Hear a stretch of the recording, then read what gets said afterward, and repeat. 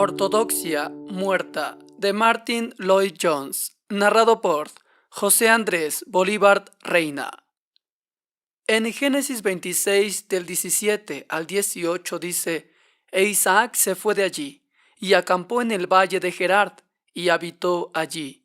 Y volvió a abrir Isaac los pozos de agua que habían abierto en los días de Abraham su padre, y que los filisteos habían cegado después de la muerte de Abraham, y los llamó por los nombres que su padre los había llamado. Llegamos ahora a un paso más en este asunto de los obstáculos al avivamiento, un paso que, por desgracia, una vez más tenemos por necesidad tomar en cuenta. No puedo pensar en una mejor descripción de este que el término ortodoxia muerta. Y supongo que la historia de la Iglesia a lo largo de los siglos indica claramente que esto de todos los peligros es tal vez el mayor. Sin duda, es el mayor peligro que enfrentamos muchos de nosotros en la actualidad. Es el mayor peligro que enfrenta el individuo que es evangélico en su punto de vista. Es en realidad el mayor peligro enfrentando cualquier iglesia individual o grupo de iglesias que se pueden describir como evangélicas. Es un pensamiento terrible, pero no es menos cierto que no hay tal cosa como la ortodoxia muerta. Veamos a continuación, analicemos lo que queremos decir con esto. Un análisis que es realmente doloroso, pero es esencial. ¿Cuáles son las manifestaciones de esta condición? En primer lugar, me permito sugerir que lo miremos más o menos en general como una actitud, como una condición general. Y creo que la palabra que resume ese estado es la palabra satisfacción. No me atrevo a usar la palabra presunción, pero tal vez podríamos poner las dos juntas y decir satisfacción presuntuosa. Con esa expresión me refiero a algo como esto. Es la condición de las personas que creen en la verdad y saben que creen en la verdad. No hay duda de eso. Usted los cuestiona, los catequiza y se dará cuenta de que son correctos y ortodoxos. No hay nada de malo que se encuentre con sus credos o con sus creencias, pero este no es el único elemento de satisfacción al respecto, ya que no solo creen en estas cosas, pero están satisfechos con ellos mismos, satisfechos de sí mismos. Son las personas que creen en la verdad por encima y contra los otros que no creen en la verdad y que no son ortodoxos, los liberales, las personas que solían ser llamados modernistas. Ahora, por supuesto, es bueno ser ortodoxo y los heterodoxos están mal, pero la manera en que nos vemos a nosotros mismos puede ser tan terriblemente triste. Puede arruinar incluso la veracidad de nuestra creencia si este elemento de suficiencia viene, este elemento de presunción, de contentamiento y de satisfacción, como Job no pudo evitar decirle a los amigos que vinieron a consolarles: ciertamente vosotros sois el pueblo. Job 12:2. Ahora, es la actitud exacta que vemos perfectamente ilustrada allí en aquellos amigos de Job. Oh, todo lo que dijeron estaba bien, pero no le fue útil al pobre Job. En efecto, ellos estaban haciendo empeorar la condición de Job. En ellos estaba esa satisfacción muy presuntuosa que estoy tratando de describir. Y aún de otra manera en la que esa actitud se manifiesta es que la principal preocupación es, por supuesto, la defensiva. Viendo que estamos en lo cierto, y ciertamente lo estamos, lo único que tenemos que hacer es defender nuestra posición. Así se encuentra que un individuo o una iglesia es culpable de ese estado. pasa la mayor parte de las veces puramente a la defensiva. Lo que se llama apologética se vuelve muy importante, se convierte en el principal interés. Los libros que se publican y que son leídos por estas personas son casi siempre de apologética, la defensa de la posición.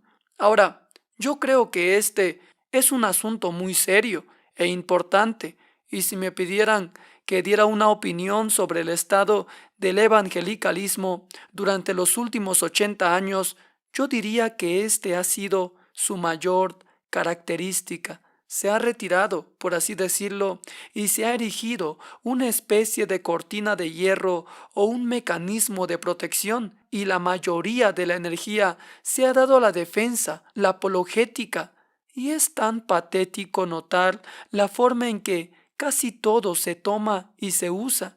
Si cualquier tipo de hombre que es prominente en la sociedad incluso insinúa vagamente que él cree la fe cristiana, se toma de una vez, se convierte en el gran cristiano. Rumores circulan de profundas experiencias espirituales en la familia real y nosotros más. Siempre estamos defendiendo nuestra posición y grande es el interés, el entusiasmo, la energía dada a eso. Se trata de una defensa o una actitud negativa y es parte de esta ortodoxia muerta que se contenta simplemente con el mantenimiento de su propia posición. Hay otro término que usa en las escrituras para definir esto, y esa es la condición de estar reposados en Sión. ¿Se acuerdan de esa expresión en el libro del profeta Amós capítulo 6 versículo 1? Esta es la descripción, me parece a mí, de las personas que están ansiosas de tener religión suficiente para sentirse seguros, pero que ellos no requieren nada más que eso. Están solamente para la seguridad y quieren algún tipo de seguridad. Siempre hay, después de todo, el gran hecho de la muerte en la distancia y lo que hay más allá. Hay muchas personas que se han interesado en la religión solo para este motivo, seguridad. Ellos no están interesados en la cosa en sí, no tienen ningún deseo real y genuino de Dios, sino que tienen ese interés negativo en materia de seguridad. Estas son las personas a las que podemos describir como interesados en la religión solo como una especie de paracaídas. Uno nunca sabe cuándo puede ser necesario. Los accidentes pueden ocurrir, por lo que es muy bueno tener este mecanismo a la mano. Ah, pero usted no tiene que gastar toda su vida pensando en ello. No debe ser demasiado serio. No debe de estar demasiado preocupado por esto, aunque es bueno tenerlo. Así que, mientras usted le da mayor parte de su vida y su interés a las cosas que pertenecen a este mundo, solo se hace esta provisión en caso de necesidad, suficiente religión para sentirse seguro, pero nada más que eso. Después, por supuesto, esto conduce a su vez a otra cosa, y creo que usted reconocerá la descripción a medida que avanzo. Tales personas son siempre muy aficionadas a lo que usted puede calificar de mensajes generales. Ellos no quieren nada demasiado específico, quieren un poco de levantamiento general, ellos quieren algo que en general les va a ayudar, así que lo que les gusta es algo que sea interesante. Ellos están interesados en las ideas generales. La religión, sienten, proporciona una buena visión de la vida. Es cierto, pero usted no necesita mucho de ella, sino solamente las ideas y pensamientos generales. Ellos dicen, qué interesante, qué edificante. Por supuesto que les gustan citas de la literatura. Ellos dicen, qué hermoso y qué maravilloso que es. Ahora, estoy tratando de darle una descripción de lo que yo llamaría la religión tardía de la era victoriana y edwardsana, hablando muy en general. Y por desgracia se ha mantenido. Tenemos nuestra religión, todo está bien. Entonces, ¿qué hacemos cuando llegamos a ir a la casa de Dios? Bueno, no predicamos sobre las grandes doctrinas de la salvación. No, dicen ellos, estamos interesados en estudios de carácter tremendamente interesante. Tomamos estos personajes de la Biblia y a través de ellos tranquilamente los tratamos y vemos lo entretenido que estas historias son. Es casi tan bueno como una novela.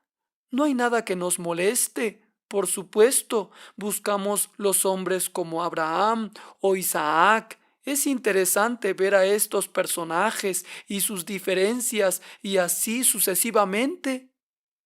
Amados, examinen la literatura de finales del siglo pasado y principios de este, y usted encontrará que hay un sinfín de libros publicados solo en esta línea de pensamiento, estudio de caracteres, estudios de esto y lo otro, que son típicos de esta aproximación pausada de la Biblia. Y todo es tan general y tan remoto, todo tan interesante, tan lejos de nosotros y nuestros problemas. Este es el tipo de cosa que ha sido muy común. Pero junto a esto, debo poner, por necesidad, una aversión a ser examinado y el ser molestado. La enseñanza siempre tiene que ser general, dijo alguien, siempre debe ser remota, siempre debe estar muy lejos de nosotros, en alguna parte, nunca debe venir demasiado cerca de nosotros. A menudo he citado esa declaración de Lord Melbourne, el primer ministro de la reina Victoria, quien expresó todo esto tan perfectamente cuando dijo: «Usted sabe que las cosas han llegado demasiado lejos cuando la religión se vuelve personal». Eso es todo. La religión está bien, es algo general, es algo que hay en el fondo que voy a acudir y hacer uso solamente cuando la necesito, pero no me tiene que molestar. Y, amados, esto está en todo el Antiguo Testamento. El pueblo clama a los profetas y les dicen: «Háblenos de las cosas livianas». Lee el Antiguo Testamento y se dará cuenta de que los falsos profetas siempre fueron mucho más populares que los verdaderos profetas. Pobre Jeremías, lo que sufrió en sus manos, él no era el único. ¿Por qué fueron los falsos profetas tan populares? Bueno, ¿no es obvio? Su mensaje era este. Ellos dijeron paz, paz, cuando no había paz. La acusación formulada en su contra fue: «Y curan la herida de la hija de mi pueblo con liviandad, diciendo paz, paz, cuando no hay paz». Jeremías 6:14. Estos predicadores y profetas dieron a la gente la impresión que todo estaba bien con ellos, que eran el pueblo de Dios, que no tenían nada de qué preocuparse. Pero el verdadero profeta vino y él buscó y sondeó y condenó y reprendió. Y ellos dijeron: «¿Quién es este tipo?». Si me permite decirlo así, de paso, lo que me ha dado mayor satisfacción y mayor estímulo de todas las cosas que he sido informado que la gente dice de mi ministerio sería lo siguiente. Se dijo de una señora quien protestó y dijo hacia mi persona: «Este hombre predica a nosotros como si fuéramos pecadores». Muy cierto. Usted ve, usted no debe ser analizado, no tiene que ser inspeccionado, todo está bien. Por supuesto, denuncie los pecadores que están fuera o los liberales. Pero ¿por qué nosotros? Dicen ellos, nosotros somos la gente que es ortodoxa. No necesitamos eso, necesitamos instrucciones. Queremos estas conferencias generales, estas ponencias, los estudios de personajes. ¡Qué interesante! ¡Qué bien! Pero no hay que ser molestado, no hay nada de malo con nosotros. Y amados, Todas estas declaraciones y todas estas personas que lo dicen, usted los ve por todas las partes en la Biblia y en la historia de la iglesia. Siempre no les gustaba lo que penetra o los hace sentir incómodos o los sondea. Y por lo tanto, lo llevo finalmente a este punto. No hay nada importante en la religión y en la adoración de esas personas. No esperan nada y no consiguen nada y no les pasa nada. Ellos van a la casa de Dios no con la idea de un encuentro con Dios, no con la idea de esperar en Él. Nunca cruza su mente o entre sus corazones que algo puede suceder en un servicio. No, siempre lo hacemos esto en la mañana del domingo. Es nuestra costumbre, es nuestro hábito, es lo correcto. Pero la idea de que Dios puede visitar repentinamente a su pueblo y descender sobre ellos, toda la emoción de estar en la presencia de Dios y sentir su cercanía y su poder, ni siquiera entra en la imaginación de estas personas. Todo esto es formal, es esta alegría superficial. Oí a un hombre una vez describir a estas personas de esta manera. Él dijo: ellos me dan la impresión de que cuando van a sus iglesias, lo que simplemente hacen es una llamadita de mañana al Todopoderoso. Es lo bueno y correcto que hay que hacer y creen en hacerlo. Ah, sí, pero en la mente de estas personas no existe el concepto de que Dios de repente puede reunirse con ellos y que puede suceder algo tremendo. Debemos examinarnos a nosotros mismos. ¿Vamos a la casa de Dios esperando que algo suceda? ¿O nos vamos simplemente a escuchar un sermón y cantar nuestros himnos y para cumplir los unos con los otros? ¿Con qué frecuencia la idea fundamental entra en nuestra mente que estamos en la presencia del Dios vivo, que el Espíritu Santo está en la iglesia para que podamos sentir el toque de su poder? ¿Cuánto pensamos en términos de que nos reunimos para encontrarnos con Dios y adorarle y estar delante de Él para escucharlo? ¿No existe el peligro terrible que apenas estamos contentos porque tenemos creencias correctas? Y hemos perdido la vida, lo vital, el poder, lo que realmente hace la adoración. Adoración, la cual es en espíritu y en verdad. Bueno, estas son algunas de las manifestaciones de esta ortodoxia muerta, que he resumido bajo el título general de un estado de alegría, una alegría presuntuosa. Pero vamos a ver las cosas desde un ángulo ligeramente diferente. La segunda característica de esta ortodoxia muerta, y sigue por supuesto directamente desde la primera, es una versión de entusiasmo. Ahora, este es un tema muy importante. Si se me permite decir en términos más bíblicos, podría decirlo de esta manera. Es culpable de apagar el espíritu. Contrariar el entusiasmo es apagar el espíritu. Aquellos que están familiarizados con la historia de la iglesia y en particular con las historias de los avivamientos sabrán que esta acusación de entusiasmo es la que siempre se ha interpuesto contra las personas que han sido más activas en un periodo de avivamiento. Algunos de ustedes pueden haber leído y visto el libro escrito por Ronald Knox llamado Entusiasmo. Toda la tesis de este libro es que se tienen periodos de entusiasmo que él considera como aberraciones. Con su frío distanciamiento intelectual no le gusta el entusiasmo.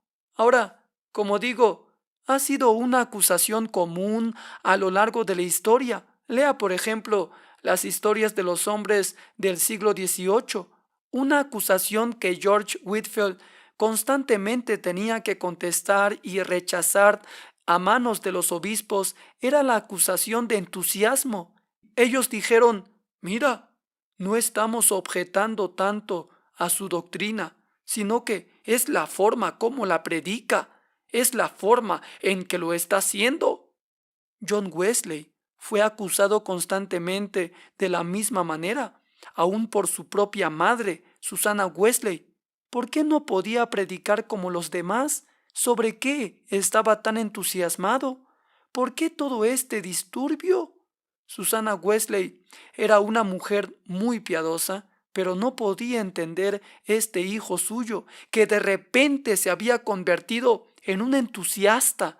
Una de las cosas que viene de forma muy clara al leer la literatura del siglo XVIII en cuanto a la iglesia cristiana es que esta acusación era constantemente adelantada. Así pues, tenemos que examinar este tema porque es evidente que esta oposición a lo que se llama entusiasmo puede ser uno de los mayores obstáculos de todo avivamiento y es el peligro particular de las personas que están en el estado de la ortodoxia muerta. Admito que es un tema extremadamente difícil. Hay ciertas líneas que son muy difíciles de trazar y, sin embargo, debemos necesariamente hacer esto. La Biblia nos obliga con la historia de la iglesia y, por suerte, para nosotros es un tema que se trata en las Escrituras, lo que no se nos deja sin alguna orientación en la formación de nuestras opiniones.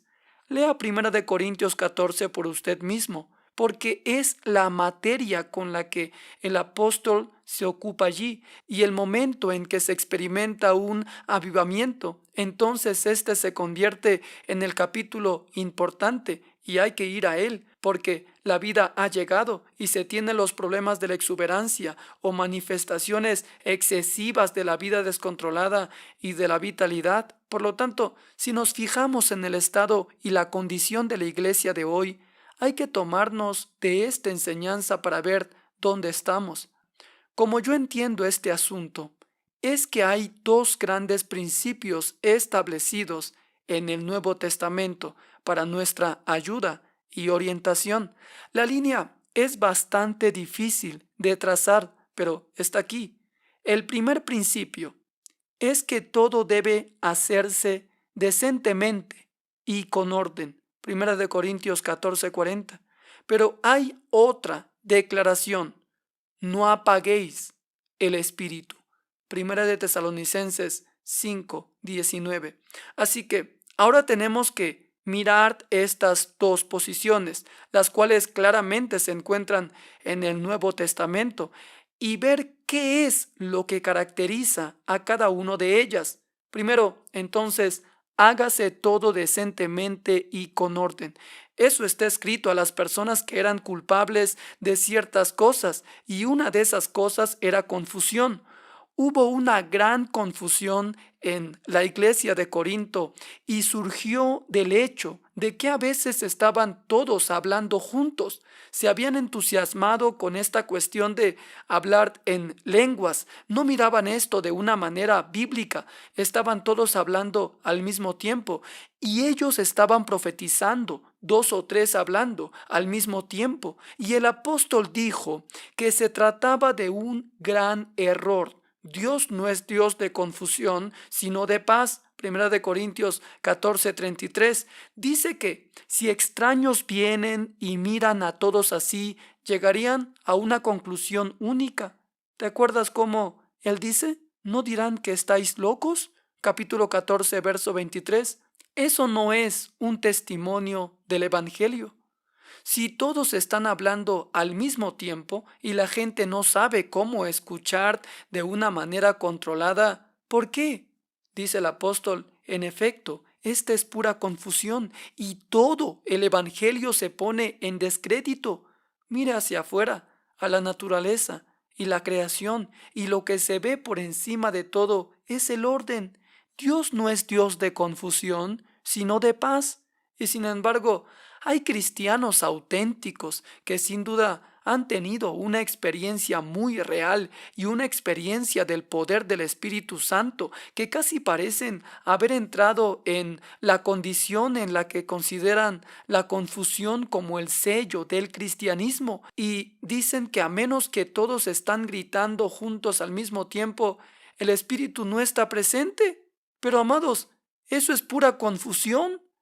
Entonces, ellos necesitan leer 1 Corintios capítulo 14 y observar cómo el apóstol les dice que deben hablar uno a la vez. Y si el primer hombre se da cuenta de que otro hermano tiene algo que decir, debe detenerse y dar la oportunidad al segundo hermano. Pero estas personas siempre les responderán: no podemos ayudarnos a nosotros mismos. Es el Espíritu que está en nosotros. No podemos controlarnos. Luego, el apóstol pronuncia esta palabra profunda para ellos. Él dice: los espíritus de los profetas están sujetos a los profetas. Capítulo 14, verso 32. Así que, si un hombre nos dice que él está tan lleno del Espíritu que no puede contenerse, pero siempre debe estar gritando, decimos: los espíritus de los profetas están sujetos a los profetas, y mientras que el hombre se puede controlar a sí mismo, debe hacerlo, y tiene que hacer un esfuerzo para hacerlo. No debe haber confusión. La confusión siempre trae al Evangelio el descrédito. Entonces, debo mencionar un segundo elemento que viene con la primera, y eso es la emoción o una falsa sensación de alegría. Ahora, eso puede ser puramente de la carne. Hay muchas cosas que pueden emocionar a la gente. Escuche una transmisión de un partido de fútbol y lo escuchará entusiasmo, excitación bruta.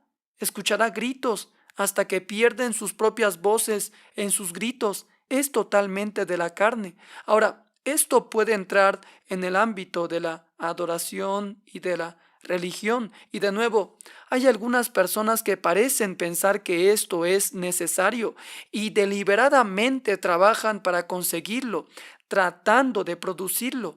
Ponen a la gente en un estado de excitación en el que no saben lo que están haciendo, imaginándose que son muy felices, pero es de la carne, es una alegría falsa. Y así el apóstol dio esa orden judicial a los miembros de la iglesia de Corinto, que debieran hacer estas cosas de forma correcta. Uno tiene un salmo, otro una canción espiritual y otro una palabra de profecía, y él dice: hágase todo decentemente y con orden.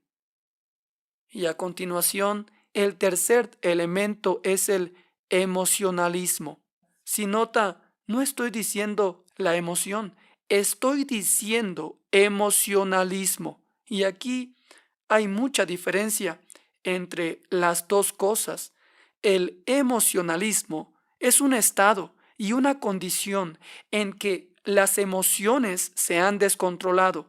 Las emociones están en descontrol, se encuentran en una especie de éxtasis. Y si el emocionalismo es malo, cuanto peor es un intento deliberado para producirlo. Por lo que cualquier esfuerzo que deliberadamente trata de producir las emociones, ya sea cantando o por encantamiento o cualquier otra cosa, o como se obtiene en los pueblos primitivos en diversas danzas y cosas por el estilo, todo esto, por supuesto, es condenado por el Nuevo Testamento. El mero juego de las emociones nunca está correcto. Es algo que está condenado a través de la Biblia. Las emociones son para ser emprendidas a través de la comprensión, a través de la mente, por la verdad. Y cualquier asalto directo sobre las emociones es, por necesidad, falso y está obligado inevitablemente a producir problemas. Así, el emocionalismo y especialmente cualquier emoción producida artificialmente es sin duda un gran obstáculo para el avivamiento, ya que trae todo en el descrédito. La historia de los avivamientos es más interesante sobre este tema. Es a menudo la primera cosa que se dice en contra de un avivamiento. Esto es puro emocionalismo. Mira la confusión. Esto es solo la emoción animal. Las personas están fuera de sí. Se trata de una histeria colectiva. Amados, estos son los cargos que siempre han sido traídos y que siempre serán usados. Y es por eso que el Nuevo Testamento nos dice que debemos probar todas las cosas y aferrarnos solo a lo que es bueno. Estoy citando de nuevo a partir del 1 de Tesalonicenses 5:21. El mismo problema se encontraba en la iglesia de Tesalónica. Aquí había personas que habían sido llenadas con el Espíritu y estas cosas tendían a manifestarse. Espero más adelante hacer frente a las razones por las que tiende a suceder esto. Simplemente estoy señalando que es un hecho por ahora. Así que el apóstol en ese momento dice, miren, prueben todas las cosas, prueben los espíritus, examínenlo, asegúrense de que este es el Espíritu Santo y que no sea nada más que la carne o el diablo trabajando en la carne para falsificar la verdad y traer todo el asunto al descrédito ante los ojos de la gente. Y, amados, ahí en general me parece a mí que está la interpretación de la medida cautelar. Hágase todo decentemente y con orden. Es una orden apostólica y hay que aferrarse a ella pase lo que pase. Pero también hay que aferrarse a la siguiente que dice, no apaguéis el espíritu. ¿Qué quiere decir esto? Ahora, algunas personas en la iglesia tienen muy claro que primero todo se debe de hacer decentemente y con orden, porque ellos son expertos en ello. El problema es que son tan claros en eso, de que son culpables de apagar el espíritu. En su reacción de lo falso, se han ido a otra posición que es igualmente falsa. ¿Qué quiero decir? Bueno, tome ese tiempo de confusión, por ejemplo. No es el peligro por lo que estas personas están preocupadas, ¿verdad? Su posición es que todo está perfectamente controlado, todo es bonito, ordenado, correcto, formal y sobre todo respetable. Si usted toma ciertas iglesias y las considera a la luz de las epístolas del Nuevo Testamento, usted verá la diferencia. No necesitan extensiones enteras del Nuevo Testamento porque sus iglesias se encuentran en esta posición formal, moribunda, absolutamente respetable. Es muy interesante observar ciertas cosas desde el punto de vista histórico. Siempre se observa que cuando las formas de servicio se convierten en muy formales, el espíritu es menos evidente y se mueve más lejos del Nuevo Testamento. La misma característica de la iglesia del Nuevo Testamento fue esta espontaneidad, esta vida de calidad, esta vivacidad, pero a medida que caen fuera del espíritu y su influencia, todo se vuelve bastante formal. Así que hay formas de servicio. Usted encontrará que la iglesia en todas las épocas de decadencia se convierte mucho más formal en sus servicios, adopta las formas de servicio y tiende a su vez a la liturgia y el ritual. Todo esto es parte de la religión formal. Pero por otro lado, cada vez que ocurre un avivamiento, encontrará todo tipo de cosas y paradas. Se vuelve a la simplicidad del Nuevo Testamento. El cambio, si se me permite decirlo sin ser ofensivo, es entre un servicio en una catedral y un servicio con el Señor Jesucristo sentado en un barco por el lago, o estas reuniones de la gente en las casas de los unos y los otros en Corinto, Tesalónica, Roma y en todas partes. Este es el contraste, sin pompa, sin ceremonia, sin ritual, sin procesiones, sin ornamentos, sin vestimentas, nada de eso. Una libertad del espíritu y las cosas sucediendo y la gente cantando de sus corazones. Eso es lo que se obtiene en cada periodo de despertamiento y avivamiento. Cuando la iglesia no está en avivamiento, hay un énfasis en los coros, pero coros pagados y solistas y cantantes pagados, y la congregación solo se sienta o se para y escucha, y el coro incluso canta para ellos. Esto es apagar el espíritu. No hay necesidad de decir a esas personas, hágase todo decentemente y con orden. Esa es la única preocupación de todos de los que están allí. Por otra parte, ¿no ha notado la tendencia terrible en la vida de la iglesia hoy en día contar con programas? Todo está planeado.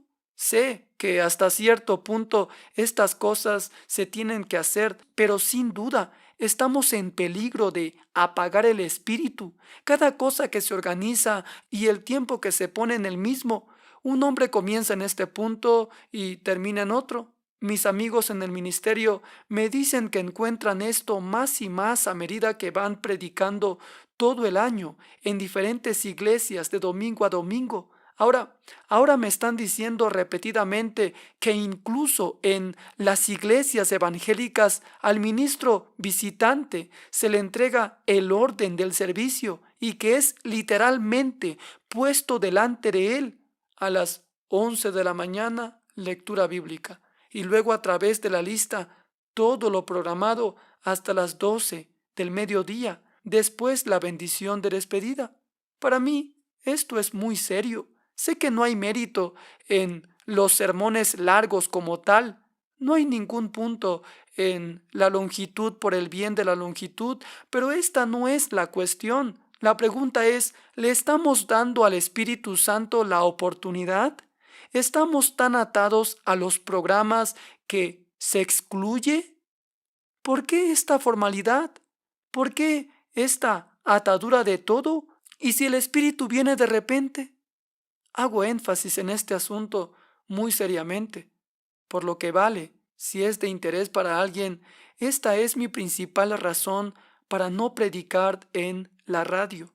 Una vez le pregunté a uno de los directores religiosos qué pasaría con sus programas si el Espíritu Santo repentinamente toma control. Y él fue lo suficientemente honesto para admitir que realmente esa pregunta nunca había entrado en sus mentes. Por supuesto que no. Ellos están atados a sus programas. Puedo entender que en un asunto oficial como ese se debe tener tiempo exacto. Lo que me preocupa es que ese elemento debe entrar en la iglesia cristiana. Está llegando a este país. Lo han tenido durante años en los Estados Unidos de América, todo al minuto, la técnica, todo ello producido por orden. Como he dicho antes, que en efecto le recuerda a uno de una especie de rendición, actuación, presentado con astucia, todo segundo por segundo, siempre en el mismo punto. Pregunto, en nombre de Dios, ¿dónde hay espacio para la libertad del espíritu? No. De esta manera estamos controlando nuestra religión en lugar de ser controlados por ella. Y créanme, cuando un avivamiento viene, vamos a experimentar lo que siempre se ha vivido. Seremos tomados fuera del tiempo. Vamos a olvidar el tiempo. Podemos empezar nuestro servicio a la hora habitual, pero solo Dios sabe cuándo va a terminar. La libertad del espíritu. De tener miedo de confusión, podemos ir al otro extremo de apagar el Espíritu Santo de Dios y luego, aprovechando esta cuestión del miedo a la emoción artificial y falsa alegría, una vez más podemos tener tanto miedo de estas cosas que podemos llegar a ser culpables de apagar el Espíritu.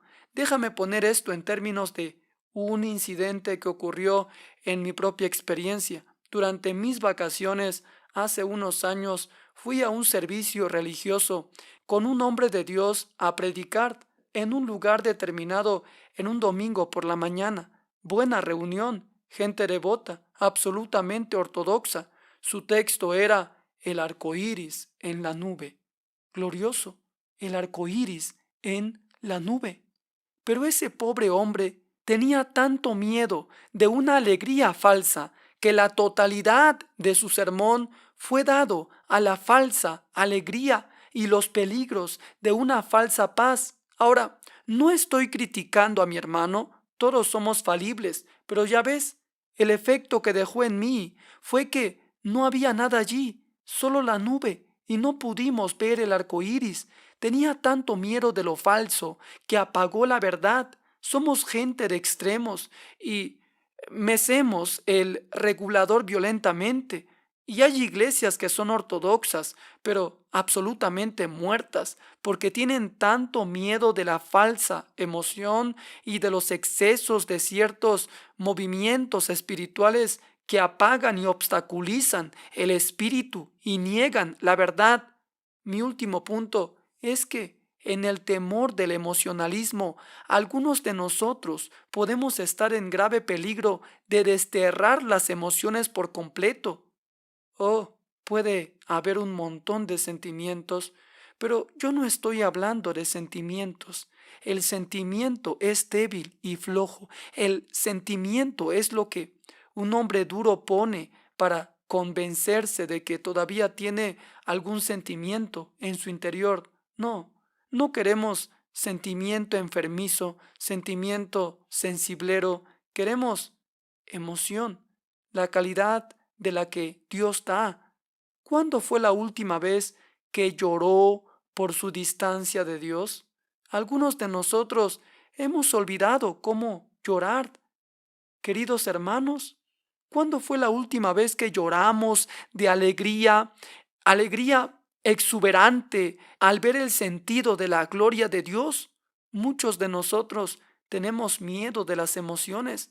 Toda nuestra formación y educación, toda la actitud a la vida es la que frena las emociones.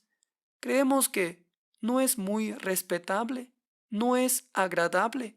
Estamos acerando nuestras emociones, poniendo freno a esto que Dios ha dado. Esto es cierto de muchas ramas de la vida de hoy. Por esto es que tal vez ya no se tienen grandes predicadores, se desconfía de la elocuencia. Todo es solo conversación y casual, y usted no debe tener fervor y no debe ser movido y no debe permitir que nadie lo mueva y nadie debe ser movido. Todo debe ser una declaración tranquila. Hasta se debe hablar de la cruz de Cristo calladamente. Usted debe hablar de la gloria del Señor y ser lleno del Espíritu en silencio, con la ausencia de emoción.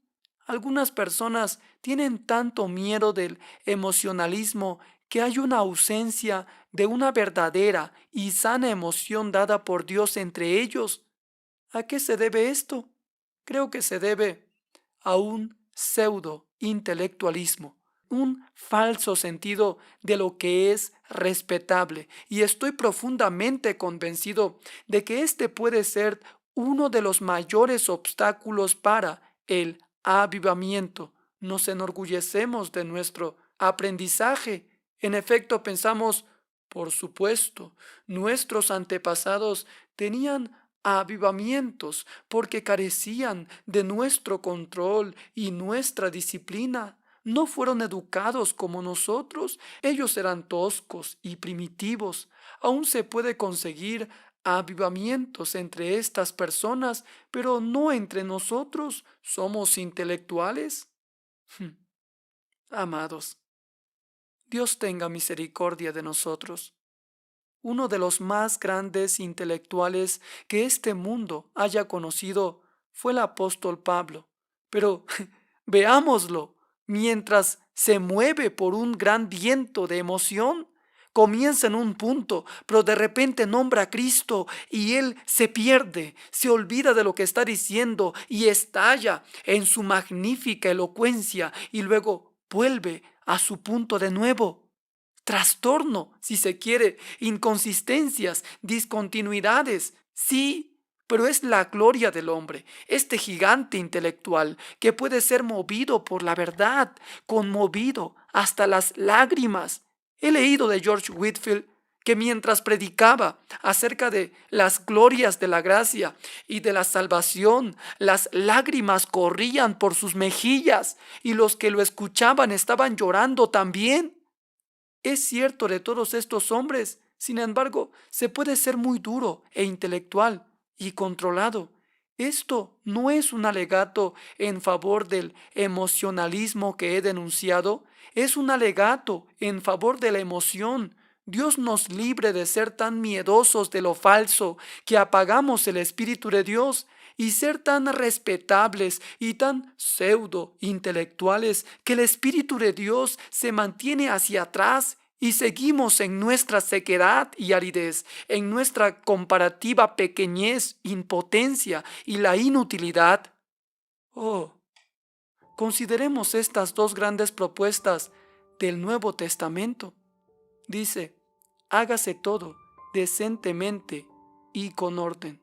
Sin duda, pero en el nombre de Dios, no apaguen al Espíritu, no desprecien las profecías, y vamos a llegar a la casa de Dios en libertad, siempre esperando que el poder descienda sobre nosotros para tener una experiencia de Dios y de Cristo que nos va a quebrantar y movernos, rompernos y así olvidarnos de nosotros mismos. Vamos a aproximarnos un poco más a la iglesia que se muestra en las páginas del Nuevo Testamento. No apaguen el espíritu, no desprecien las profecías, pero al mismo tiempo examinen todas las cosas y quédense con lo bueno.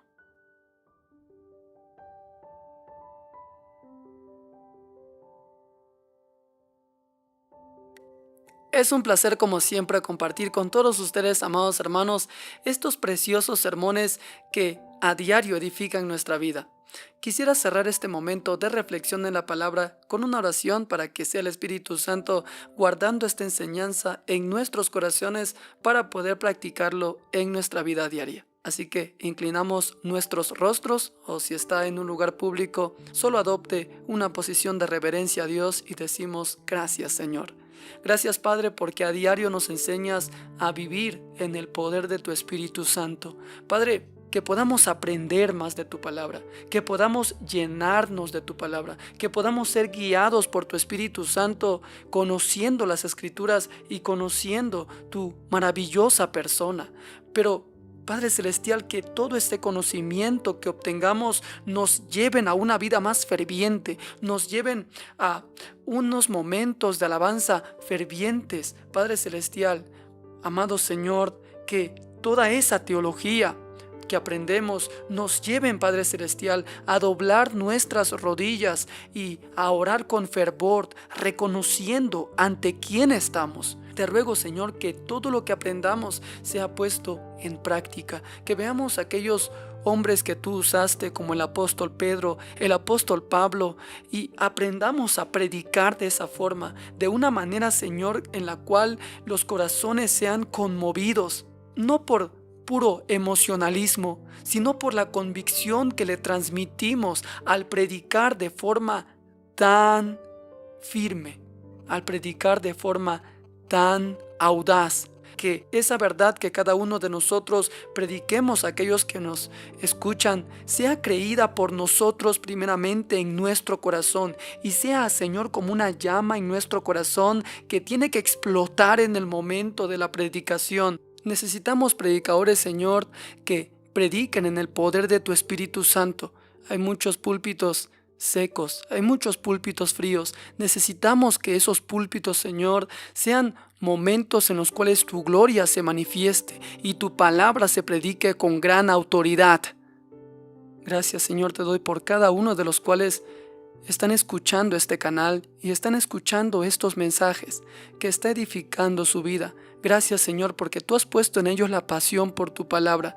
Tú has puesto sobre ellos ministerios, has puesto dones, y ellos están alimentándose de tu palabra para ser guiados por tu Espíritu Santo al momento de ejercer cada ministerio, cada don que tú les has dado. Gracias por los verdaderos creyentes, tus hijos que están siendo alimentados por medio de tu palabra. Bendice sus vidas, sus ministerios y todo lo que hagan, seas tú con ellos y tu Espíritu Santo guiándolos. En el nombre maravilloso de tu Hijo Jesucristo. Amén. Dios lo bendiga a todos, amados hermanos. Es un placer, es una felicidad para mí hacer este tipo de trabajo para el pueblo de Dios. Es un gozo profundo en mi corazón y me alegra en cada uno de sus comentarios, los cuales los leo animándome, y créanme que es un placer muy grande servir al pueblo de Dios de esta forma. Y continuaré con estos sermones y con todo este material. Y como siempre, no se olvide que sus me gustas, comentarios y suscripciones ayudan muchísimo a que este tipo de material se difunda por toda la plataforma de YouTube y muchas más personas puedan llegar al conocimiento del Evangelio a través de las Escrituras. Mi nombre es José Andrés Bolívar Reina y nos estaremos reencontrando en la siguiente transmisión. Dios lo bendiga y hasta la próxima oportunidad.